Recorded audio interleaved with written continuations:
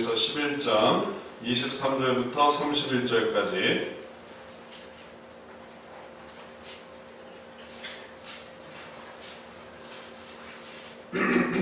같이 보도록 하겠습니다. 히브리서 11장 23절부터 31절까지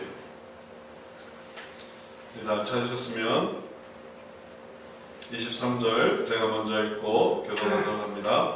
믿음으로 모세가 났을 때에 그 부모가 아름다운 아이임을 보고 석 달 동안 숨겨 임금의 명령을 무서워 아니하였으며 믿음으로 모세는 장사하여 바로의 공주의 아들이라 하고 도리어 하나님의 백성과 함께 고난받기를 잠시 땅의 낙을 누리는 것보다 더 좋아하고 그리스도를 위하여 하나님의 공로를 애굽의 모든 부하보다 더 큰 재물로 여겼으니 이는 상주심을 바라옵니다.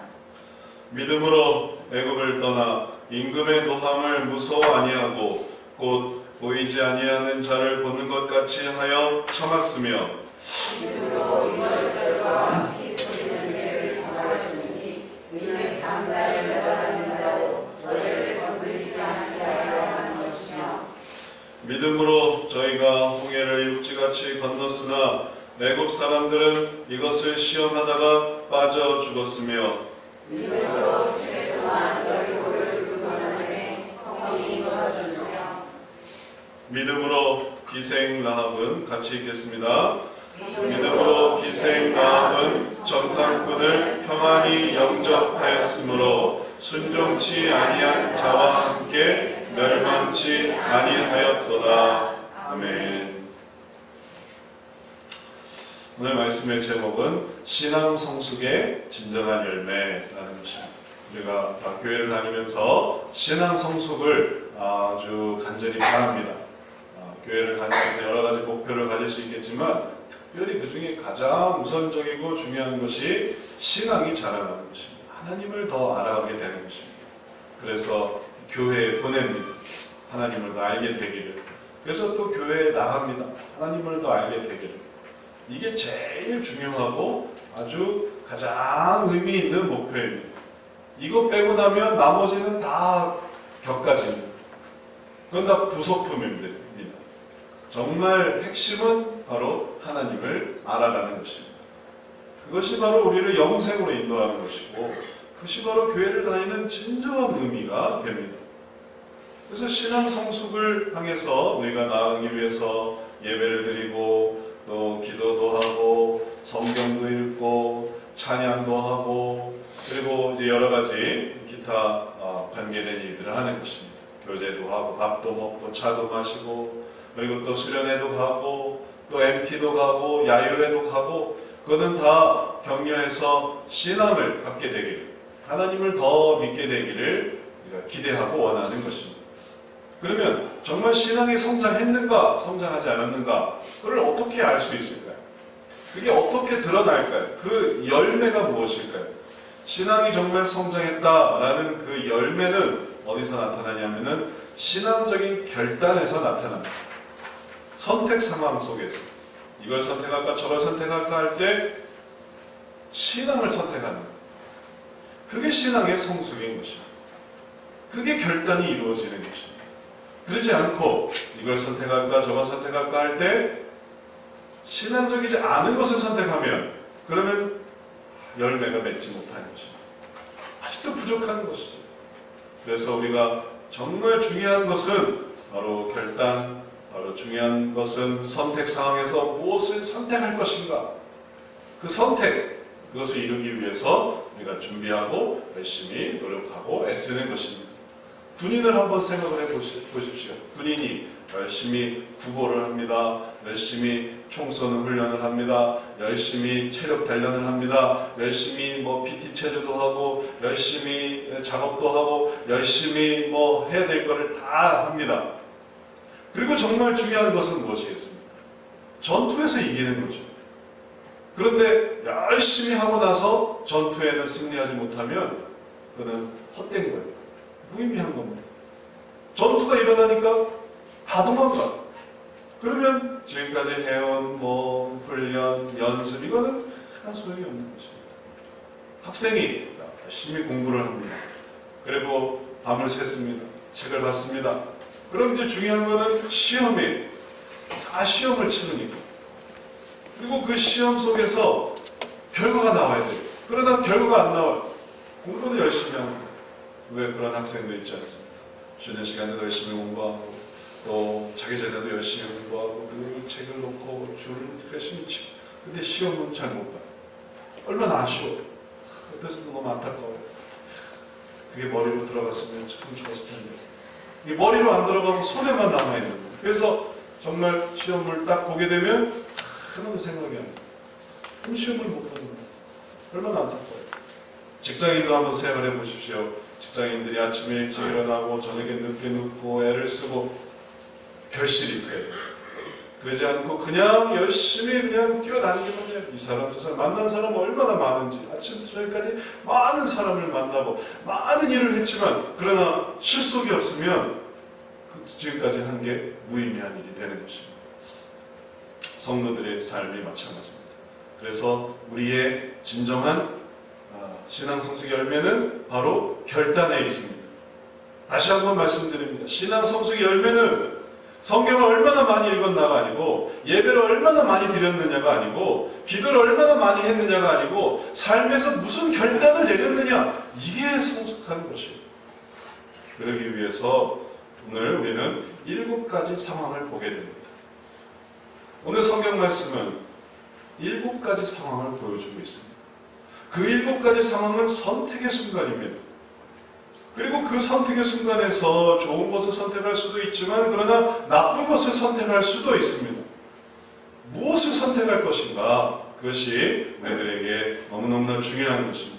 이 7가지 상황을 우리가 보면서 어쩌면 그것이 나도 그 정도는 하겠다 이런 생각을 하실 수 있겠습니다. 그럼 여러분이 그걸 하는 이유는 믿음이 있기 때문에 그런 거예요. 거기서 나도 그런 선택을 할 수 있겠다. 그건 믿음의 열매입니다. 감사한 일이죠.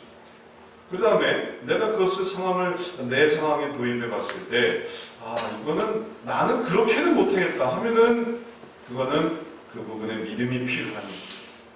그 부분에 믿음을 더욱더 보강을 해야 됩니다. 그게 약한 부분이니까. 그리고 나는 여기서 이렇게 할 수 있을 것 같기도 하고 혹은 또 그렇게 하지 못하기도 할 수도 있을 것 같고 잘 모르겠다라고 한다면 이제 여기서 무엇을 선택해야 되는지를 깨달아야 하겠습니다. 7가지 상황을 보면서 우리가 하나하나 우리가 믿음 안에 있는지 아니면 너무 못 미치는지 아니면 그 사이에서 오락가락하고 있는지를 생각해 보면서 우리가 더 믿음으로 나아갔으면 좋겠습니다. 자, 우리 하나하나 한번 생각해 보겠습니다. 우리 첫 번째 상황은 이것입니다. 우리 한번 따라 읽어볼까요? 첫 번째 시작. 주변 상황의 어려움에도 아이를 버리지 않고 키울 것인가? 이게 중요한 상황입니다. 주변 상황의 어려움에도 아이를 버리지 않고 키울 것인가? 당연하죠. 이건 당연합니다. 라고 생각할 수 있을 것 같은데 성경 말씀을 들여다보면 좀 심각해집니다. 이 성경 말씀 같이 한번 읽어보겠습니다. 23절 한 분이 좀 꺼주세요. 히브리서 21장 23절 같이 한번 읽어봅니다. 믿음으로 모세가 났을 때에 그 부모가 아름다운 아이임을 보고 석 달 동안 숨겨 왕의 명령을 무서워하지 아니하였으며 이스라엘 백성들이 애굽으로 들어갔습니다. 그리고 70명이 들어갔지만 나중에는 숫자가 커졌습니다. 그래서 족보상에는 4대라고도 하고 또 다른 족보에서는 혹은 6대, 7대라고도 하는데 이 많은 이 대수가 흐르면서 이게 거의 한 100만 정도까지 성장하게 됐습니다. 그러니까 막 엄청 애를 낳은 거예요. 이스라엘 백성들. 근데 그 애굽에 있던 그들이 살던 고센 지역이라는 곳은 정말 그걸 하기에 너무 좋았어요. 이 외적의 침입이 있는 것도 아니고 또 풍요로웠고 그러니까 그 아이가 잘 나오는 거예요. 그리고 이스라엘 백성들은 또 이 여자들이 또 튼튼해서 그래서 아이를 또 잘 낳는다고 했습니다. 그리고 바로가 처음에는 호의로 이스라엘 백성들, 그때는 처음에 왔을 때는 70명밖에 없었고, 그 다음에 요셉이 총리였을 시절이니까 호의를 가지고 고센 지역에 그들을 살 수 있게 해주었지만, 그러나 시간이 흐르면서 그 호의를 가진 왕은 사라지고, 그 다음에 저배를 가진 왕이 나타났습니다. 그래서 그가 이제 새로운 바로가 이제 보니까 너무너무 숫자가 늘어나고, 그리고 그 사람들이 너무 이제는 애국 본 민족을 위협할 지경에 이르는 거예요. 그래서 그들에게 강제 노역을 시키고 그들을 노예로 삼고 그들을 건설 현장에 투입하면서 더불어서 그들에게 산화 제한을 했습니다. 혹독한 산화 제한을 했습니다. 그래서 아들이면 죽이게 했습니다. 딸은 살리게 했습니다. 딸은 위협이 되지 않으니까. 더 늘리지 않으려고 하면 오히려 딸을 죽이고 아들을 살려야 되는, 우리가 종종 동물들도 개체수 번식을 막으려고 하면 생식을 못하게 하지 않습니까? 그래서 자손을 못 낳게. 그러니까 이 딸을 죽이고 아들을 살릴 수 있을 것 같은데, 이 바로는 뭘 생각했냐면 위협이 되느냐 위협이 되지 않느냐를 생각한 거예요. 딸들은 태어나면 일도 시킬 수 있고 또 여러 가지로 또 노동력으로 쓸 수 있으니까 딸은 태어나게 했습니다. 그리고 아들은 장성하면 나라를 위협할 수 있는 그런 요소가 될 수 있으니까 아들은 죽이게 하는 것입니다. 바로가 이렇게 혹독하게, 가혹하게 이런 명령을 내리고, 그리고 이스라엘 백성들은 그것 때문에 괴로웠습니다. 자녀를 낳을 수가 없는 거예요. 자녀를 낳아도 자기가 죽여야만 하는 것입니다. 그러니까 얼마나 슬픔이에요. 그런데 그 와중에 모세가 태어났다는 것입니다. 이제 부모는 그가 아들인 것을 알고 딸이길 바랬지만 아들인 것을 알고 고민하기 시작했습니다. 바로의 명령이라면 그건 죽여야 됩니다. 바로의 명령의 무서움을 알면, 그리고 그 명령을 지키지 않을 때 따르는 그 괴로움을 생각하면 이건 당장 없애야 되는 거예요. 부모 자신의 이 편안함과 부모 자신의 이 안정을 생각한다면 그건 자녀가 희생해야 됩니다. 그런데 이 부모는 그렇게 생각하지 않았습니다. 그 부모는, 남편은 아므람이라는 사람이고 부인은 요게벳이라는 사람이었습니다. 근데 이 두 부부가, 이 두 사람이 이 자녀를 살리기 위해서 얼마나 애를 썼는지 몰라요.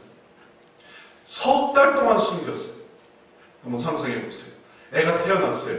그런데 이걸 숨겨요. 도대체 이걸 어떻게 숨길 수가 있을까? 저도 생각을 해봤어요. 어떻게 숨길 수가 있지? 제가 생각한 첫 번째는 딸 취급을 했겠다. 딸 취급을. 그러면 좀 숨길 수 있지 않겠습니까? 딸은 살려도 되니까. 그러니까 얘를 딸처럼 머리를 꾸미고 딸처럼 이름을 붙이고 그리고 딸 행세를 하게 하는, 그렇게 했을까? 두 번째 가능성은 아마 애를 사살하는 걸로 생각하게 만들지 않았을까? 애 우리 죽었어요. 우리 애 죽었습니다. 우리 애 없어요. 그럼 이제 애 없는 것처럼 살아야 되는 거예요. 소리가 나지 않게, 들리지 않게, 같이 있어도 안 되고, 그러지 않았을까?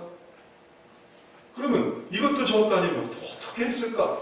하여튼 그 사람들이 두문불출을 하고 동네에 알리지 않고 옆 사람한테 소문내지 않고 혹은 관리들한테 들키지 않고 그 노심초사, 그 괴로움, 그 마음졸임, 그것을 자기들이 최대한 한 게 바로 석 달이에요.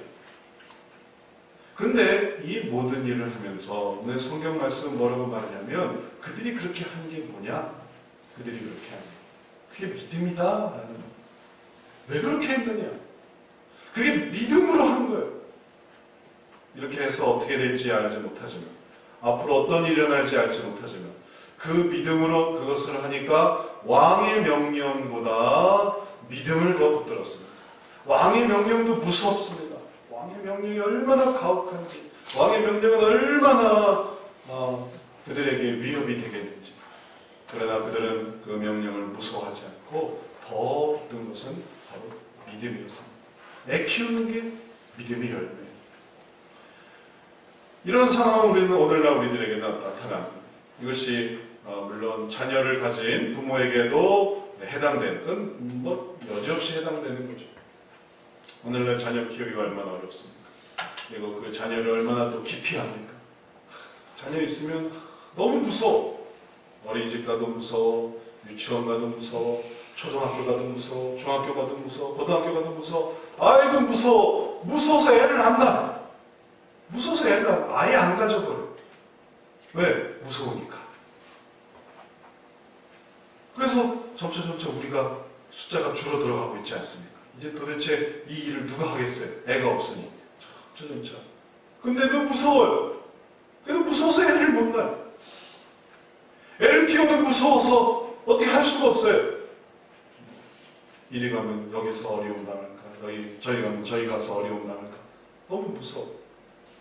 그런 무서움으로 우리들이 사로잡혀 있다면 믿음으로 아이를 키웠던 이 부모를 한번 생각해 보십시오. 그들이 얼마나 믿음이 있었습니까? 주님을 믿는 믿음이에요. 하나님이 지켜주실 것이라는 믿음이에요. 그들이 할 수 있는 최선을 다해. 얘가 나 없이 혼자 자라면 어떡하지? 그러니까 나도 죽고 애들도 같이 데려가요. 얼마나 어리석습니까? 그렇게 믿음이 없어요.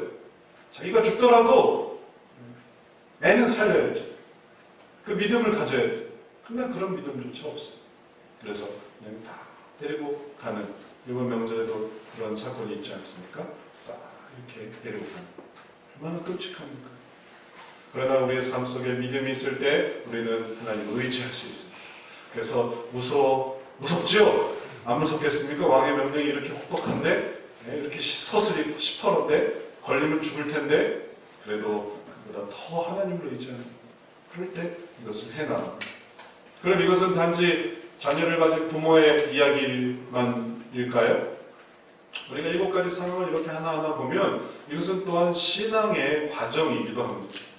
처음에 우리에게 신앙이 생겨날 때 그 신앙의 성장은 얼마나 무서운 일입니까? 신앙적으로 이렇게 내딛었다.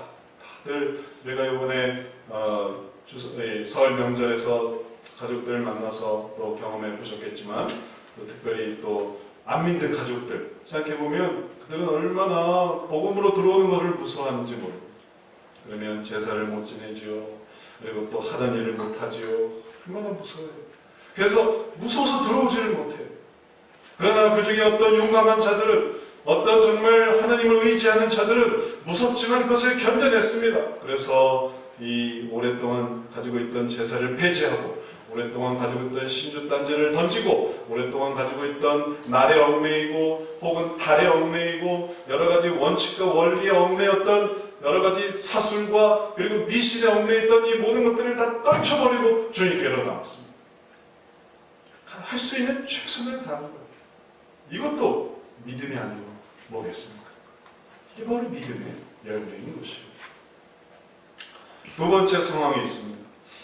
이제 이 믿음은 또 이제 진행이 됩니다. 그 믿음은 가졌어요. 그런데 도저히 견디지 못했을 때 그들은 다음 단계로 넘어가게 됩니다. 두 번째 상황, 우리 한번 읽어봅니다. 세상의 명예와 안락함을 버리고 그리스도의 상 주심을 바라며 어려움을 감당하는가. 이 모세 이야기가 진행이 되고 있습니다.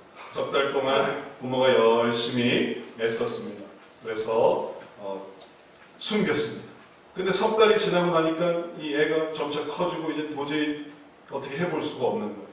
그래서 그들이 또 믿음으로 아이를 갈대 상자에 넣었습니다. 갈대로 만든 상자에 아이를 넣었어요. 믿음으로 강물에 뛰어보내는 거예요. 그러다가 물에 들어가면 어떻게 해요? 혹은 악어한테 잡히면 어떻게 해요? 혹은 다른 사람이 채가면 어떻게 해요?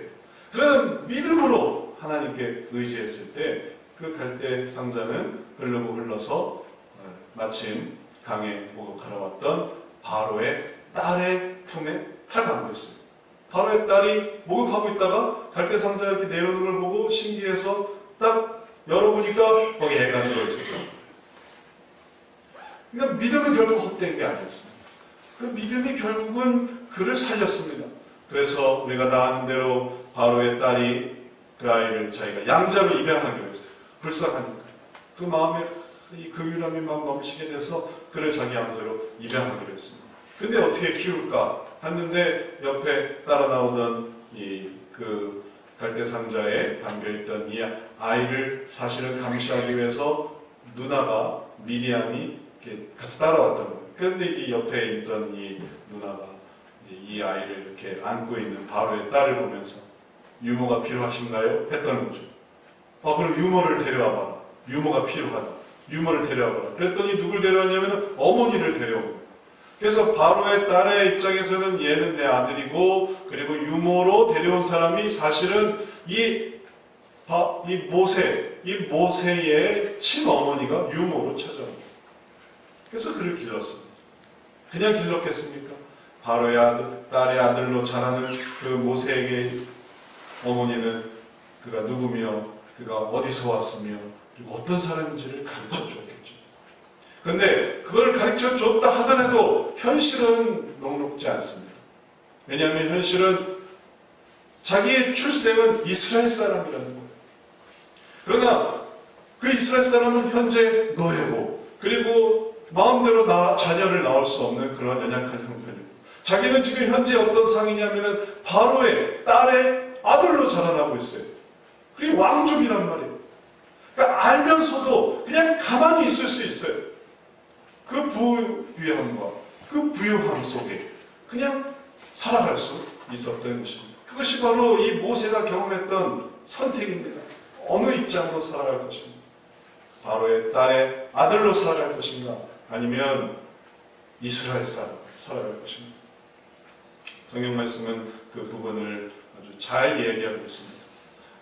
히브리서 11장 24절 25절에 이렇게 나와 있습니다. 믿음으로 모세는 장성하여 바로의 공주의 아들이라 칭함받기를 거절하고 도리어 하나님의 백성과 함께 고난받기를 잠시 죄악의 낙을 누리는 것보다 더 좋아하고, 그는 결정을 내렸습니다. 그는 바로의 공주의 아들입니다 라는 칭호를 그는 거절했습니다. 왜? 그걸 왜 거절했겠습니까? 그것은 죄악의 낙이라고 생각했기 때문에. 그게 왜 죄악의 낙이에요? 바로가 무슨 짓을 했습니까? 바로가 지금 이스라엘 백성들을 노예로 삼고, 그리고 그 자녀를 죽이며 또 노예로 많이 부려먹었으니 얼마나 사람들 학대하며 또 살인을 했겠습니까? 그 모든 죄악이 누구의 죄겠어요? 그게 다 바로의 죄라는 거죠. 그러니 그 바로의 딸의 아들로 살아가는 그 풍요로움은 풍요롭지만 그 결과 얻는 건 뭐냐면 같은 바로의 일당이 되는 거예요. 만약에 조직폭력배 돈을 받으며 살아간다면 마음이 편하겠습니까? 그 돈은 풍성하죠. 조직폭력배 돈이 얼마나 많은지 몰라요. 좋은 차를 타고 다니고 좋은 옷을 입고 다니고 좋은 것을 먹고 다니고, 그러나 이 돈은 다 어디서 왔습니까? 갈취하고 협박하고 위협한 그 모든 돈으로 그렇게 살아갈 때 그 낙은 어떤 낙입니까? 죄악의 낙이에요. 하나님이 미워하시는 낙입니다. 그 돈이 어디서부터 왔는지를 생각합니다. 그래서 모세는 그것을 좋아하지 않았습니다. 그것을 버렸습니다. 그리고 그가 선택한 것은 그리스도를 위하여 받는 수모를 애굽의 모든 보화보다 큰 재물로 여겼으니 이는 상주심을 바라봅니다. 이것을 어떻게 이해하실지 여러분들이 혹시 오해하실 수도 있을지도 모르겠습니다. 아니, 모세 시절에 그리스도가 어디 있어요? 그리고 모세를 아무리 살펴봐도 상 주신다? 상 주시는 하나님? 그가 무슨 상을 바라면서 그런 일을 했나? 이것은 믿음 안에서 해석되는 것입니다. 믿음 안에서. 왜냐하면 그리스도가 하나님의 아들이고, 그리고 그리스도가 바로 하나님의 본체임을 생각할 때 하나님을 생각한다는 것은 사실 그리스도와 연결되는 것이에요. 그리고 하나님께서 행하셨던 것은 그리스도가 행하셨던 것과 다르지 않습니다. 그리스도가 무슨 일을 하셨습니까? 구원하셨습니다. 하나님이 무슨 일을 하셨습니까? 구원하셨어요. 그러니 이제 도탄에 빠진 이스라엘 백성, 어려움에 빠진 이스라엘 백성을 바라볼 때 느끼는 감정은 무엇입니까? 같이 고난당하는 것, 같이 슬퍼하는 것, 같이 괴로워하는 것, 그 정도가 아닙니다. 그들을 구원해내는 거예요. 그래서 그리스도를 위하여 받는 고난이라는 것은 구원하시는 구세주, 구원자를 위해서 받는 고난이었던 것입니다. 그리고 그걸 따라간다면 자기의 부귀와 자기의 위치와 자기의 영화로움이 사라지는 것입니다. 그걸 알고 있습니다. 내가 여기서 이제 한마디라도 한다면, 내가 여기서 한 행동이라도 한다면, 내가 여기서 조금이라도 움직이기 시작한다면 이제 나는 내가 누리고 있는 이 모든 것을 잃어버릴 거야. 모세가 몰랐겠습니까? 알고 있어요. 그러나 그는 그것을 피하지 않았습니다. 그게 중요하다고 생각했습니다. 그것을 통해서 하나님이 상 주심을 바라보았다는 것입니다. 이제 고스란히 이 상황은 우리 현재로 이어집니다. 이게 옛날 얘기가 아닙니다. 그리고 참 그랬구나. 성공담이 아니에요. 왜냐하면 바로 우리들의 이야기로 우리들도 바로 이러한 일들을 경험하고 있습니다. 진로를 걱정하는 어떤 사람을 생각해 보십시오. 두 개의 진로가 있어요. 하나의 진로는 신앙 걱정하지 않고 그냥 마음대로 살아갈 수 있는 진로예요. 이건 특별히 뭐 신앙적인 고민이 없어요. 뭐 주일 먹여도 좋고 신앙생활 안 해도 좋고 뭐 신앙적으로 이렇게 하는 것에 대해서 별다른 죄책감도 없이 그냥 마음대로 살아갈 수 있는. 왜냐하면 그게 그 직장이니까. 그러나 다른 직장이 있다고 생각해 보십시오. 다른 직장은 신앙적으로 올바른 직장입니다. 그리고 그 신앙을 지킬 수 있는 직장입니다. 그러면 둘 중에 우리가 신앙인으로서 하나님 믿는 사람으로서 어떤 직장을 선택해야 되겠습니까? 당연히 신앙적으로 선택을 해야만 하지 않겠습니까? 근데 여기 결정적인 문제가 있어요. 뭐냐면 연봉이 틀려요. 여기 너무나 부귀해. 너무나 재물이 많아요. 여기는 너무나 수고를 겪어요. 이건 아주 이 정신적으로 스트레스가 많은 직업이에요. 그러면 뭘 선택하시겠습니까? 요즘 얼마나 우리의 마음을 고통스럽게 합니다. 아프게 하는. 그리고 또 직업도 얼마나 천차만별입니다. 뭐 다양해요. 예전같이 사자 들어가는 혹은 회사 들어가는 이게 단순한 그런 게 아니에요. 이거 하는 저거 하는 사람. 그러니 그렇게 복잡할수록 우리들은 더 고민스럽습니다. 뭐냐면 결국 내가 뭘 추구하는가?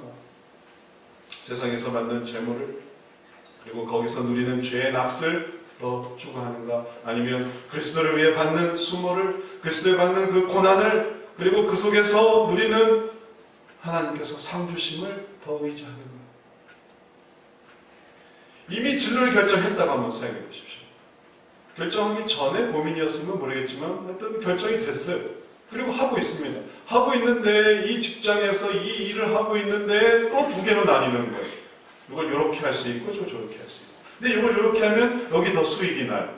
예? 세상 낙과 어울려서 그리고 거기서 함께 어울리고 누리고 하면은 더 많은 수익이 생겨요. 더 많은 가치가 생겨요. 그러나 그렇게 하지 않으면 미움을 받고 수모를 받고 어려움을 당해요. 그럼 이 둘은 또 어떤 선택이 상황입니까? 얼마나 갈등스럽습니까? 그럼 도대체 우리가 이것을 선택해야 되는 이유가 뭐겠어요? 왜 우리는 이걸 선택하면서 여유롭고 행복하고 평안하게 살지 못합니까? 왜 이걸 선택해야만 합니까? 왜냐하면 이것은 상 주시는 것이 있기 때문에 그래요. 그 별것 아닌 고민이, 별것 아닌 선택이 결국은 그가 무슨 상을 위해서 나아갔느냐를 결정하는 것입니다. 그리고 그것은 우리가 얼마나 찬양을 많이 알고 우리가 얼마나 성경 말씀을 많이 외웠고 얼마나 우리가 기도를 많이 했는가와 상관없이 우리의 삶 속에 주어지는 믿음으로 선택했는가 아니면 그러지 못했는가를 결정하는 중요한 고비가 됩니다. 세 번째 상황이 있습니다. 세 번째 상황은 무서워할 수밖에 없는 사람을 무서워하지 않고 보이지 아니하는 분을 보는가라는 것이었어요. 이제 모세가 하나님 앞에서 하나님의 길을 따라 수모를 겪고 그리고 나아가는 것으로 끝나지 않았습니다. 그는 다음 상황으로 이어지고 있어요. 다시 말해서 하나님께서 그를 바로에게 보내고 계십니다.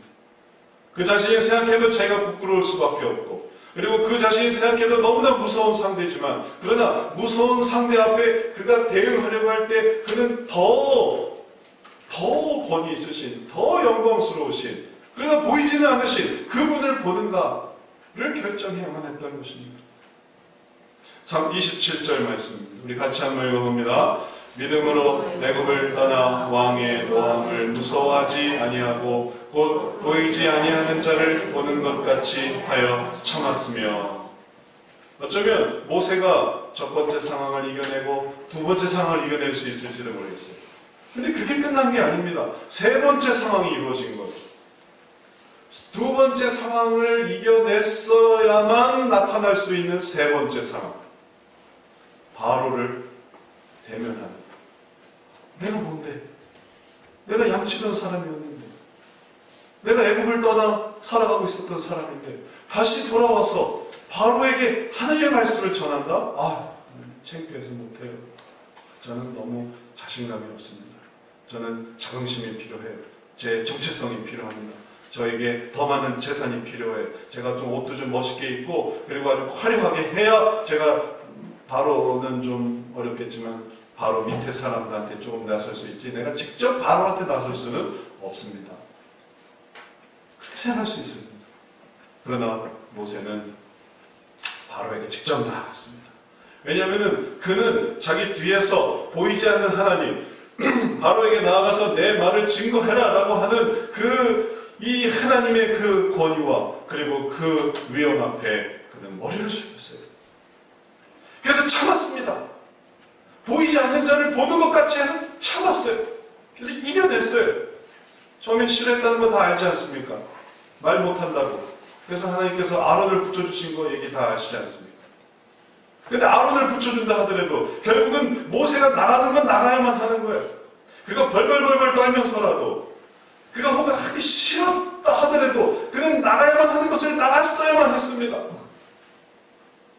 그리고 그는 참았어요. 참았어요. 그리고 그게 뭡니까? 그게 믿음이에요. 믿음이 열매예요. 그가 왜 참았습니까? 그가 인내심이 많아서? 그가 용기가 출중해서? 아닙니다. 그가 보이지 않는 자를 보는 것 같이 했기 때문에 이것을 참아냈던 것이에요. 오늘날 우리들의 삶 속에 보이지 않는 자를 보는 마음이 있을 때 우리들은 참아낼 수 있습니다. 그것으로 무엇을 참아낼 수 있습니까? 무서워할 수밖에 없는 자를 참아낼 수 있어요. 너무 무서워요.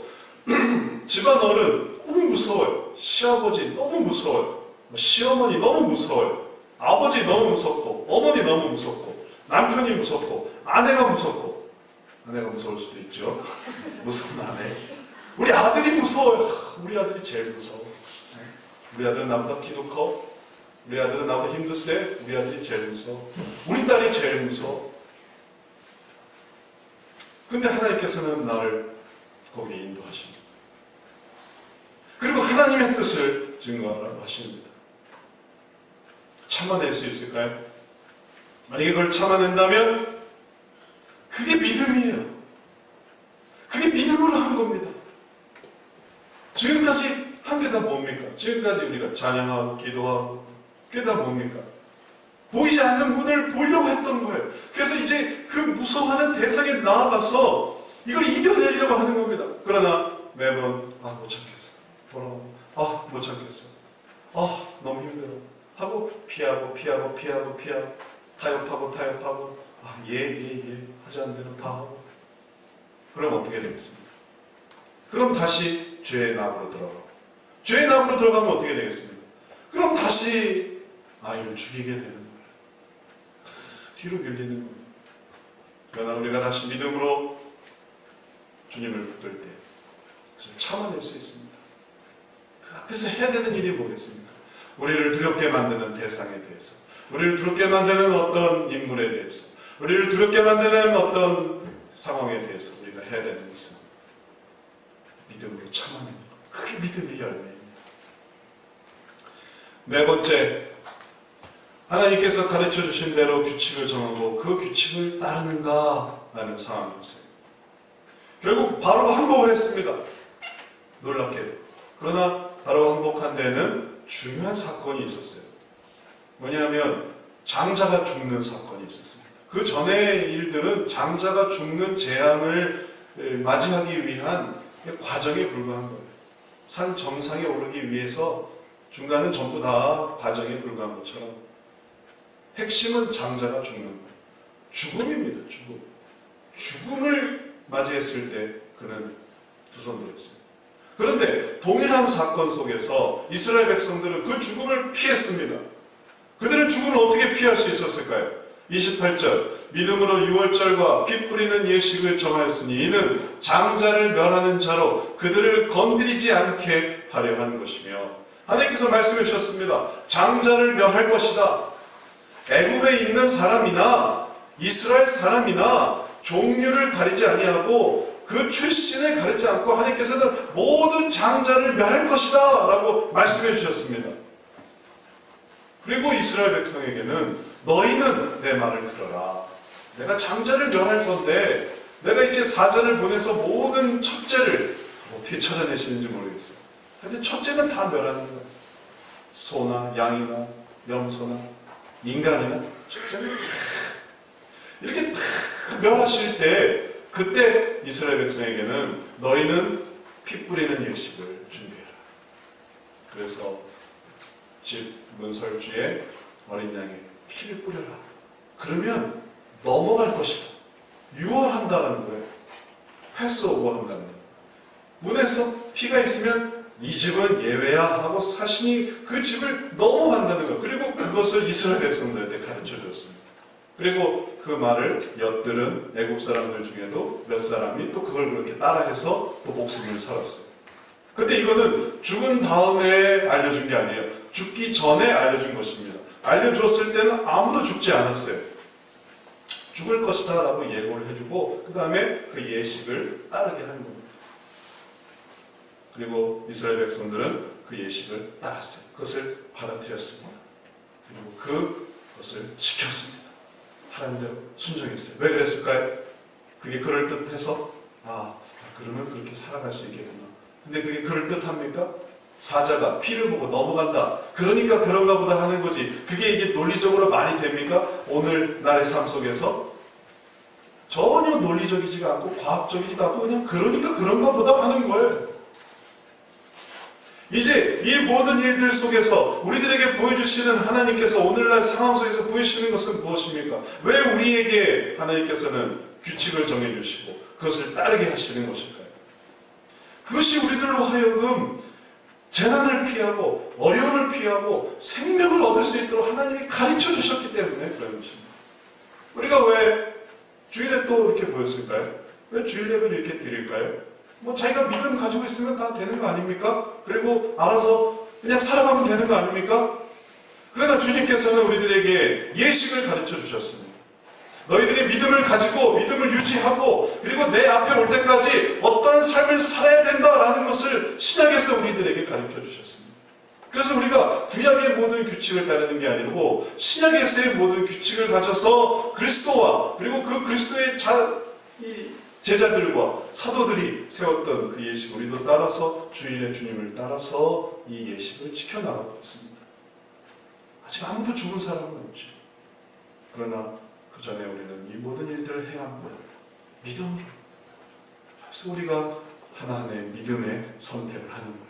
주일 성수를 하는 이유가, 믿음 생활을 하는 이유가 우리에게 미리 예고해 주신 그러지 않을 때 너희들이 죽을 것이다 라는 것을 우리들에게 피하게 해주시는 그 도피를 우리가 경험하고 있는 것이에요. 이게 믿음이라는 것입니다. 우리가 믿음으로 이렇게 모인 것입니다. 그래서 우리의 삶 속에서 이러한 결단을 통해 우리는 한 번 더 믿음으로 나아가고 있습니다.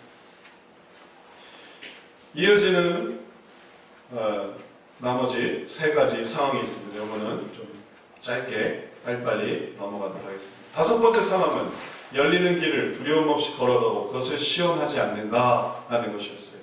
성경 말씀에서 그것은 홍해를 건너는 장면에서 나타납니다. 믿음으로 그들은 홍해를 육지같이 건넜으나 애국 사람들은 이것을 시험하다가 빠져 죽었으며 이스라엘 백성들은 홍해가 갈라졌어요. 그래서 바다가 벽이 되었습니다. 근데 그 사이를 지나가야 되는 거예요. 바다가 벽인데 바다가 무너지면 어떻게 해요? 바다가 무너지면 다 죽는 거 아닙니까? 이거 얼마나 살 떨리는 거예요. 평지를 갈 수는 있지만 그러나 그 평지의 길이 꼭대기에 올려져 있으면 그 못 갑니다.